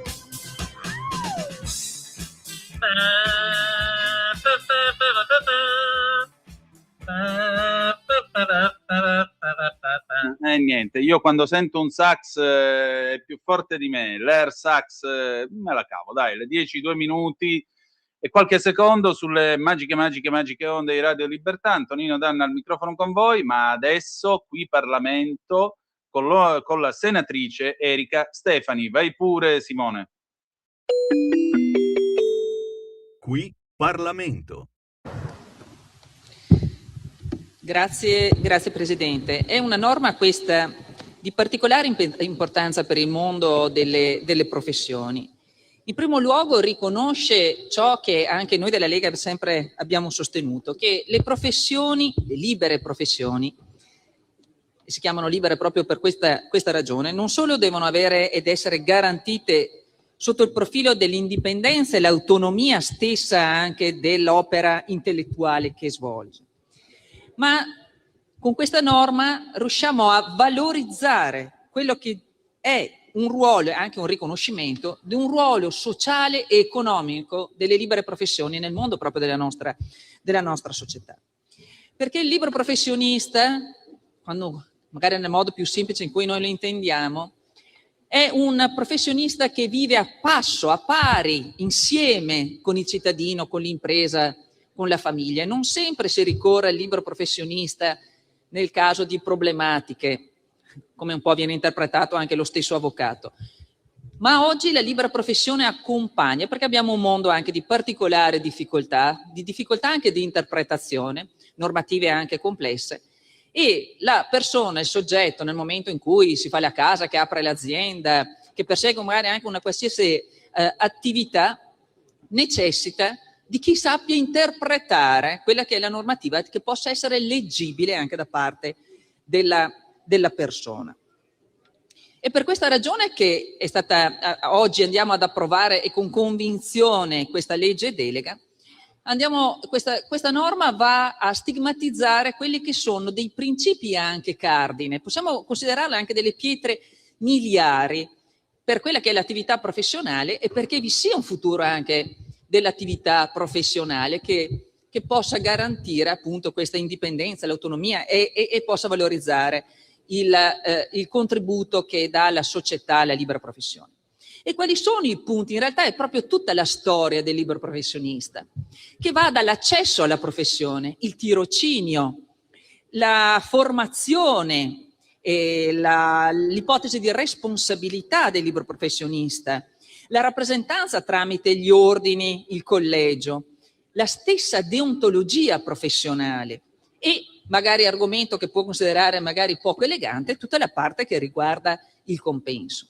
Ma perché uno dice, perché noi stiamo facendo questa norma, la stiamo facendo a beneficio del professionista, a beneficio del consumatore? In realtà queste norme che regolamentano anche le professioni vanno a beneficio non solo del libero professionista, ma anche e soprattutto di chi fruisce del servizio del libero professionista. Perché in realtà ognuno nel momento in cui si rivolge al suo geometra, all'ingegnere, all'agronomo, deve avere fondamentalmente una garanzia, che non sempre il libero mercato le assicura, e che è quella che se tu ti rivolgi a un libero professionista con quel titolo, devi avere la quasi sicurezza, quantomeno il principio base, che ci sia l'elemento base, il livello essenziale, visto che è tanto usato questa parola, il livello essenziale della prestazione. E quindi sapere che nel momento in cui ti affidi al libero professionista, tu sai o ti aspetti che sappia fare la sua professione. Ma nel momento in cui hai questa garanzia, tu garantisci anche il libero professionista, il quale non può agire in un mercato anarchico. Non può essere che possa essere paragonato qualsiasi, che possa fare qualsiasi cosa. Nel momento in cui io vado da un ingegnere per farmi un calcolo, non so, di importanza, io devo immaginare che sappia fare i calcoli. e non aspettare che ci sia il mercato che mi dica se questo è bravo o non è bravo e se la mia casa può restare su. Ed è per questa ragione che anche questa norma va a disciplinare delle questioni che magari sembravano anche anni fa superate. Ricordiamo negli anni 90, fra gli anni 90 e i 2000, dove ci fu un grande afflusso anche a fare giurisprudenza e poi tutti iscriversi a diventare avvocati, l'ho fatto anch'io. E in quel momento lì qualcuno diceva: togliamo l'esame di Stato, sarà il mercato a stabilire. Ecco, noi siamo convinti, io stessa ne sono convinta, che l'accesso alla professione invece deve essere un accesso che deve passare attraverso a una verifica di quelle che sono le tue caratteristiche e la tua competenza e quello che sai fare in quel mestiere. Ed è per quello che anche qui su questo disegno di legge si prevede che venga proprio regolamentato l'esame di abilitazione professionale. Come parimenti la formazione. Non è detto che perché sei diventato libero professionista ti puoi fregiare del timbro da ingegnere invece che il titolo di avvocato, anche se gli avvocati in questo caso non sono inclusi in questa norma, lo preciso giusto per non creare anche delle confusioni. Ma occorre la formazione. La normativa oggi galoppante, contribuisce anche questo Parlamento a farne numerose. Occorre saperla leggere, saperla interpretare, abbiamo bisogno di conoscerla. Ma non solo la formazione, ma abbiamo bisogno anche di un'altra grandissima componente, che è quella della deontologia, che è quello del rispetto di quelle che sono le leggi che regolamentano la condotta del libero professionista. E anche questo può sembrare un qualcosa di borbonico, di antiquato. In realtà l'attività professionale come la svolgiamo, come viene svolta, rispetta e deve rispettare la legge. Ma nel momento in cui rispetti anche la normativa che riguarda la tua condotta, puoi veramente lavorare, non solo tu libero professionista meglio, ma puoi prestare un'opera di più alto livello nei confronti anche del tuo cliente, del tuo assistito. Perché sai quali sono le regole del gioco? Perché se tutti noi lavoriamo come in un mondo anarchico, semplicemente quello più forte vince, quello che più urla vince, ma non sempre allora quella vittoria lì può essere nell'interesse della persona. Tema fondamentale, la responsabilità. La responsabilità professionale. Si diceva, c'è normativa complessa, ci sono delle difficoltà, chiediamo che chi ci presta l'opera intellettuale deve esserne all'altezza e se commette un errore non lo deve pagare di certo il cliente. Ed è per questo che in questa norma viene previsto fortemente che la responsabilità professionale deve passare attraverso una copertura, e deve esserci una copertura assicurativa. La copertura per fare sì che comunque anche se uno commette un errore deve permettere poi di avere un risarcimento. Poi passiamo magari a un punto che può considerare anche qui, magari sai, di denari sembra sempre una brutta cosa di cui parlare, ma l'equo compenso. L'equo compenso abbiamo approvato una norma fondamentale all'inizio di questa legislatura, che è la legge 49, che prevede qualcosa di molto semplice, che il compenso debba essere proporzionato alla qualità e alla quantità dell'opera prestata. Pare una cosa detta quasi tuzioristica. In realtà il compenso garantisce non solo la dignità del professionista, perché il professionista che lavora sotto costo non è detto che poi quel lavoro lo possa eseguire con la libertà e l'autonomia che gli compete, ma anche nei confronti del cliente, perché nel momento in cui un'opera viene prestata, non dico sotto costo, ma a prezzi vili, quasi simbolici, uno ci si domanda: ma chi mi sta fornendo questa opera? Ha seguito la formazione?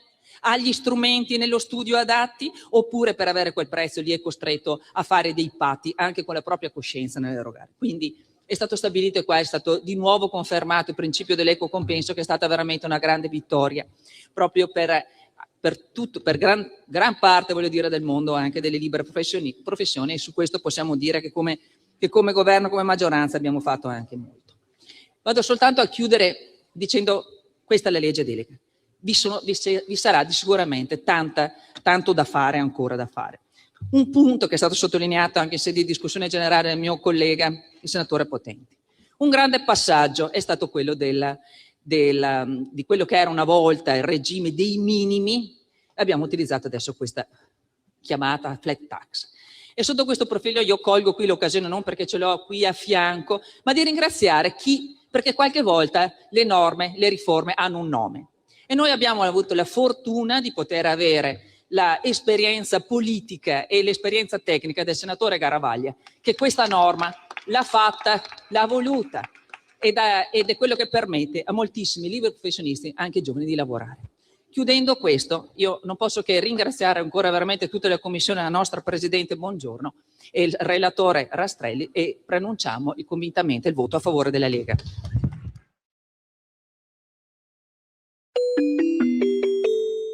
Qui Parlamento.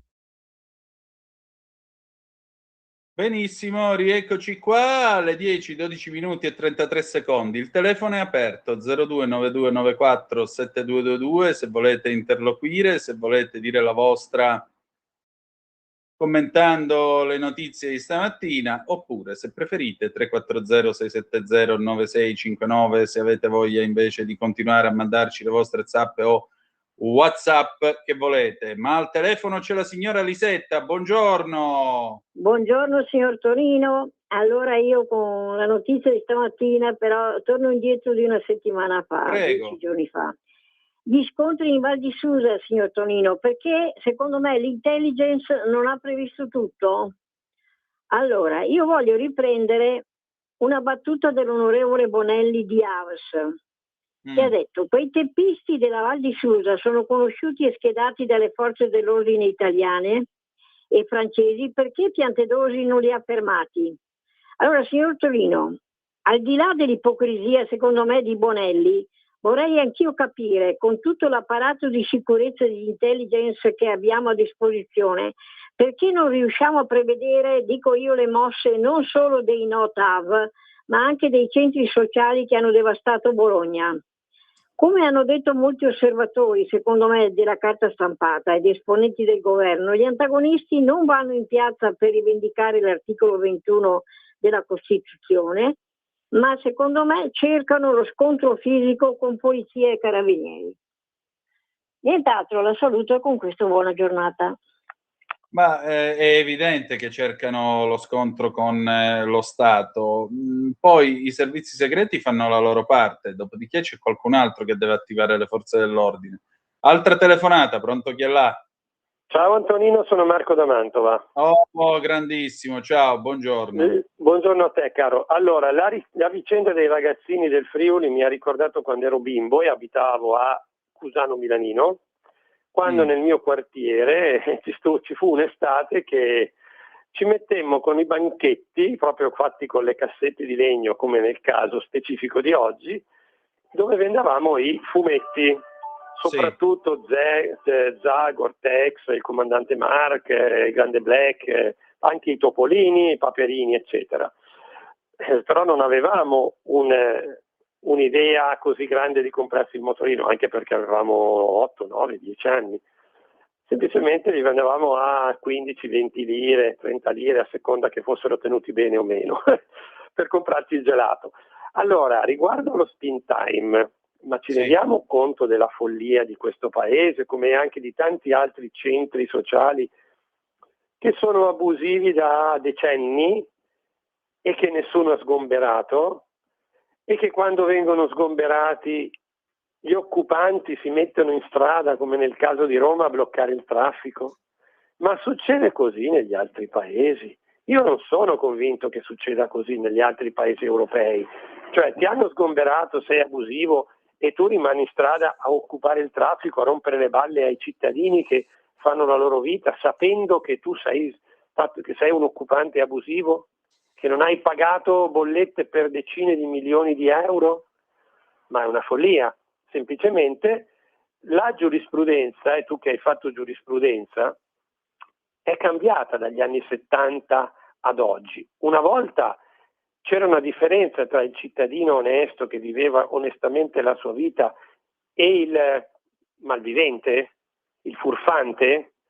Oggi io credo, ormai, non da oggi, ormai da un paio di decenni, è stato equiparato l'onesto cittadino al ladro. Il ladro ti entra in casa, ma non bisognerebbe nemmeno avere dubbi. E invece cosa succede? Ti difendi, gli fai del male e il ladro ti può denunciare, ma chi è che ha fatto? Chi è E che lo ha devi fatto pure cosa? risarcire. Esatto. E la stessa cosa vale per gli occupanti, cioè gli occupanti che sono equiparati alla brava gente che paga le bollette come me, te e tanta altra gente, gli ascoltatori e anche non ascoltatori, però loro hanno gli stessi diritti nostri, ma non esiste. Ma soltanto in Italia forse è così. Ma perché? Perché la sinistra ormai è diventata la tutelatrice dei diritti di tutti, compresi i criminali, compresi i malfattori. Ultima cosa, il voto degli immigrati. Ma la sinistra sta portando avanti il progetto, e lo vediamo negli Stati Uniti con il sindaco di New York, con anche quello che nei democratici ha vinto ieri, Al-Sayed, come cavolo si chiama, Al-Sayed. lo vediamo anche in Gran Bretagna, a Londra, Manchester, eccetera, il voto etnico. Stiamo arrivando lì, cioè il voto diventa etnico, cioè perlomeno loro cercano di convogliare i voti degli stranieri, perché dandogli la possibilità di portare avanti i loro precetti, come li hai chiamati tu stamattina, e quindi noi andremo lì, cioè ci saranno gli italiani che voteranno per gli italiani che sputano in faccia agli altri italiani perché si sentono più vicini ai muslim, ai musulmani, eccetera, e poi i musulmani che non voteranno per la legge italiana perché si riconoscono nel Corano, voteranno per chi porta avanti i precetti del Corano. Infine, il discorso dell'Islam moderato. L'Islam moderato ci sarà pure, il problema è che non si fanno vedere perché hanno paura di essere presi di mira dall'Islam politico. E poi, bravo, hai detto la tachia. Ci fregano davanti e dietro perché ci dicono una cosa, ma se tu leggi nelle loro parole c'è la spiegazione, è che tanti di noi non lo vogliono leggere, però c'è sempre una spiegazione. Chi è che addita una donna quando è poco vestita? Ormai gli italiani nemmeno, loro, perché il corpo della donna è peccato. Ciao Antonino, grazie. Grazie a te, altra telefonata, pronto chi è là? Pronto, buondì Tonino. Benvenuto. Pronto, sono io? Sì, buongiorno. Sono Pippo da Como. Ciao Pippo. Ascolta, io volevo fare una considerazione sull'incidenza montana in Svizzera. Sì. Mi sto rendendo conto che la Svizzera è un paese che tutela i delinquenti, mentre gli altri paesi, bene o male, cercano di delinquenti di condannarli. Hanno l'amministratore che è il sindaco pubblico, che doveva essere destituito subito perché ha dichiarato lui che non aveva fatto il suo dovere. I pagamenti si dovrebbero rivolgersi alle assicurazioni e non ai privati o agli stati. Dunque vuol dire che i proprietari del locale sono in piede libero, dunque vuol dire che loro non fanno una democrazia, loro tutelano i delinquenti e mettono in galera gli onesti, come la sinistra italiana tutela i delinquenti e gli onesti li bastona. Tutto qua. Era questa la mia considerazione. Poi riguardo alle forze dell'ordine, che sono sempre criticate, come ho già detto precedentemente, ai politici dovrebbero tirargli via la scorta della Polizia di Stato. Se vogliono le scorte, siccome si prendono una barca di soldi al mese, devono rivolgersi alla polizia privata. La Polizia di Stato deve garantire la sicurezza ai cittadini, non ai somari deputati, onorevoli, quello che è. E la scorta deve essere data a pochissime persone nell'arco costituzionale, pochissime persone. Tutto qua. Buona Padania. Grazie. Vabbè, somari deputati, francamente non mi pare il caso, perché voglio dire, mi pare che nel corso di questi anni l'abbiamo visto che non è vero che sono tutti uguali, non è vero che sono tutti gente che non fa niente e tutto il resto. Mi pare che di gente che si faccia il culo sugli scranni del Parlamento a fare il suo dovere ne abbiamo conosciuta abbastanza. le scorte, queste cose. La verità è che poi fanno i conti e viene fuori che tanto personale è negli uffici a perdere tempo con le scartoffie, anziché essere per strada. Quindi questo è il fatto. 340-670-9659 se avete voglia di dire la vostra attraverso il WhatsApp, oppure il telefono è aperto 029294 7222. Andiamo a dare un ultimo aggiornamento con l'ANSA. Sparatorio in una scuola a Bangkok, almeno 6 morti, 15 feriti. Abbiamo detto in apertura della trasmissione. Propaganda per l'ISIS, 16enne arrestato per terrorismo nel Comasco. L'audizione Conte sfida la commissione Covid, duello con Meloni. Addio a Francesco Guccini, il maestrone che ha segnato la storia della musica. Abbiamo anche una zappa, 2 zappe. Se avessero venduto droga quei ragazzini in Friuli sarebbero stati lasciati fare. Poi ancora Luciana da Mugiò, caro Antonino, ho appena ascoltato su Rai 1 il seguente annuncio: gasolio e benzina alla pompa annacquati proprio con acqua. Ci se ne accorge quando dopo pochi chilometri, hanno parlato una ventina, il motore si blocca. Come al solito i disonesti agiscono truffando. Luciana da Mugiò. Abbiamo parlato 3 giorni fa in questa radio. Buon caffè ai colleghi di Rai 1.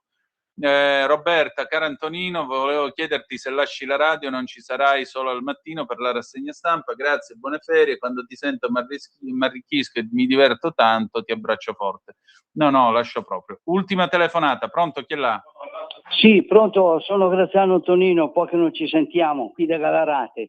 Senta una cosa, prima di tutto sono contento di quella signora che ha l'autonomia, ma io penso questo, che non bisogna essere proprio intelligenti, soprattutto quelli di sinistra. Se uno che dalla regione che non è capace di gestire la loro regione, che vuol dire che è gente ignorante, perché eventualmente se una regione riesce a gestire il territorio meglio, che eventualmente sia il riferimento nazionale, ma siccome che eventualmente se c'è qualcosa, e faccio riferimento all'Emilia, che quella che c'è su a fare dal Partito Democratico, e quell'altro che, visto che hanno fatto brutta figura, che l'hanno mandato in Europa, che erano su loro, uno ha detto all'istruzione, diciamo quello che è il territorio eccetera, e l'altro è presidente della regione. Ma cosa suo fare? Quando dopo è successo quei danni là, 3 volte l'alluvione là, che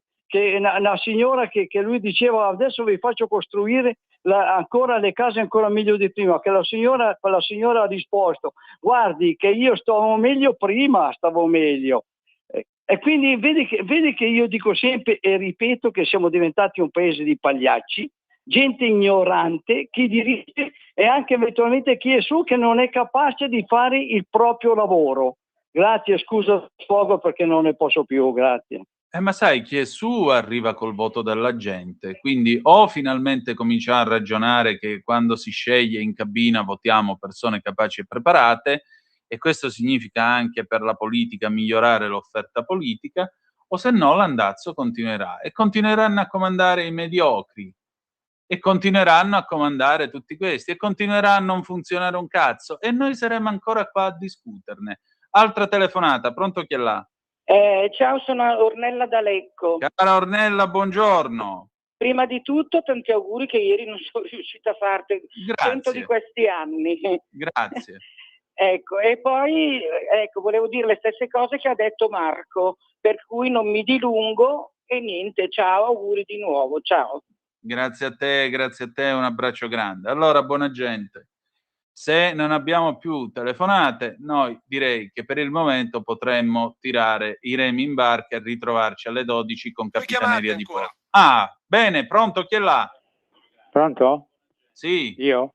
Buongiorno. Sì? Buondì. Sono Paolo da Cagliari. Benvenuto Paolo. Una cosa, grazie. Volevo dire, no, per quanto riguarda quella donna e il bambino di 2 anni e così via, certo che secondo me sembra un po', è sempre un po' conflittuale il discorso, perché c'è il tragico e un po' l'altro aspetto lì, l'astuzia, no? Tipo lo stile letterario. Purtroppo la legislazione obbliga a fare causa e quindi quello è un aspetto formale e obbligatorio. Diversamente gli impuniti se la passano liscia. Quindi la richiesta di risarcimento non è da vederlo sotto un aspetto, come dire, puramente, insomma, economico. Economico, ecco, grazie. Ma è da vederlo sotto l'aspetto che la legislazione italiana ti obbliga, altrimenti tutti questi che fanno errori, facendo un'ipotesi, non pagherebbero mai se per caso nessuno facesse denuncia, così come anche si è detto molto spesso che non si denuncia più perché tanto è tutto inutile. Insomma, io lo vedrei un po' sotto questa forma senza, diciamo, estremizzare troppo il discorso. Buonanotte anche per i social che anche loro estremizzano dall'altra parte, insomma. Lo vedrei. I social sono solo 4 sfigati che non hanno una vita e che poi quando sono fuori in giro si guardano bene dallo sfogare la loro rabbia e frustrazione, quindi chi se ne frega di questa gente. Prendersela con una madre che chiede giustizia per un figlio, per dirle hai fatti i soldi, sai che cosa gliene frega quella quando torna a casa la sera e trova il lettino di suo figlio vuoto e sa che suo figlio è dietro una lapide di marmo. Ma purtroppo, vedi, questa gentaglia crede di essere chissà che cosa e sono solo degli zero. Quindi io ti ringrazio molto per la tua riflessione, Paolo. Altra telefonata, pronto, chi è là? Sì, buongiorno, sono il dottor Giampaolo Bernasconi da Polapio in provincia di Como. Buongiorno Bernasconi. Buongiorno, prego, dica. salve. Lei se ne va dalla radio? Già, sì. Ah, ho capito. Dove va? Si può sapere o è privato? No, è privato. Poi È privato, in qualche modo si capirà, sì. Ah, vabbè, ok. Senti, io non è volevo corretto né per segnalare dove vado agli né per ascoltatori dove a lei sono. un ottimo libro. Io ero nato nel 2004, un incontro alla Repli quando era ancora aperta. Purtroppo la Repli adesso l'hanno chiusa a Milano. Non so perché le cose migliori a Milano le tolgono, un'ottima libreria. Allora, Salvare il capitalismo dai capitalisti di Raghuram Rajan e Luigi Zingales. Raghuram Rajan è un banchiere centrale indiano, dove spiega perché il capitalismo si è messo male, perché manca meritocrazia nel mondo ed in particolare in Italia. Grazie, buongiorno. Prego, buona giornata. Ne abbiamo ancora, Simone, o non ce ne sono più telefonate? Finito. Benissimo, allora noi chiudiamo qua, ci ritroviamo a mezzogiorno, Capitaneria di Porto, non perdete Consuelo Locati che commenterà l'audizione di Giuseppe Conte, ci salutiamo con Laura Branigan, Self Control dell'84. A più tardi, bella gente.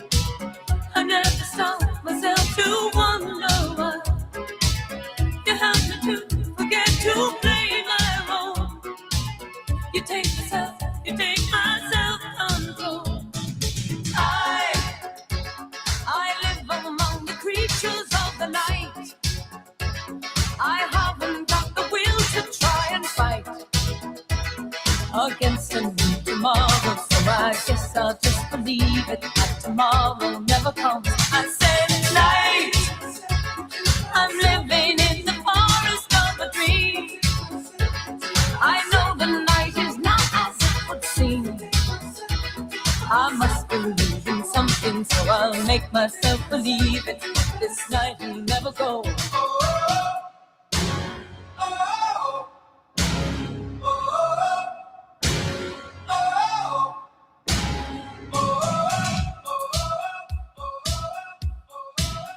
Oh, the night is my world. City light, painted girl. In the day, nothing matters. It's the night, time that matters. I live among the creatures of the night. I haven't got the will to try and fight against a new tomorrow, so I guess I'll just believe it. Tomorrow never knows. I said night, I'm living in the forest of a dream. I know the night is not as it would seem. I must believe in something, so I'll make myself believe it. This night will never go.